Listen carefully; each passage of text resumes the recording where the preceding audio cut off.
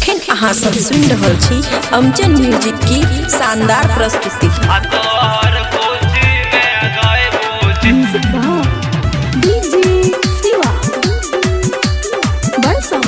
खुशी recording studio बलुआहा। चल छोरी नहर कात में पोले डंडा खेलाए बाओ गए है गई पोले डंडा खेलाए बाओ गए है गई पोले डंडा खेलाए बाओ गए आ तोहर गोची में गाय बोच पोले यापन पिलाए बाओ गए आ तोहर गोची में गाय बोच पोले यापन पिलाए बाओ गए। चल छोरी नहर कात में पोले डंडा खेलाए बाओ गए है गई पोले डंडा खेलाए बाओ गए है गई पोले डंडा खेलाए बाओ गए आ तोहर गोची में गाय बोच पोले यापन पिलाए बाओ गए आ तोहर गोची में गाय बोच पोले यापन पिलाए बाओ गए।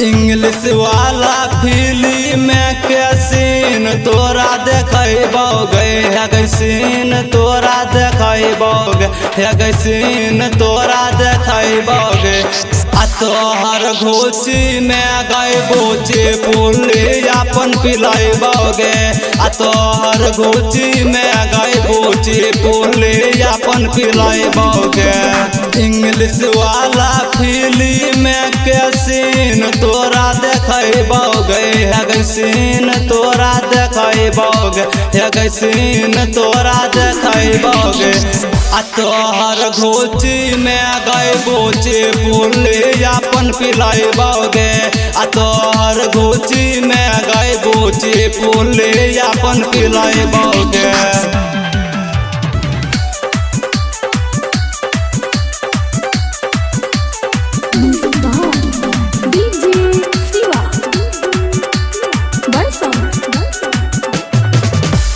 मैथिली के हिट हिट गाना तोरा हम सुनाएबो गए है गई तोरा हम सुनाएबो गए है गई तोरा हम सुनाएबो गए आ तोहर घोची में गए बोझ पोले यापन पिलाएबो गए आ तोहर घोची में गए बोझ पोले यापन पिलाएबो गए। बबुआ राहुल साजन से नहीं कुछो बताएबो गए है गई कुछो नहीं बताएबो गए है गई कुछो नहीं बताएबो गए आ तोहर घोची में गए बोझ पोले यापन पिलाएबो गए आ तोहर घोची में गए बोझ पोले यापन पिलाएबो गए। खुशी रिकॉर्डिंग स्टूडियो बलुआहा।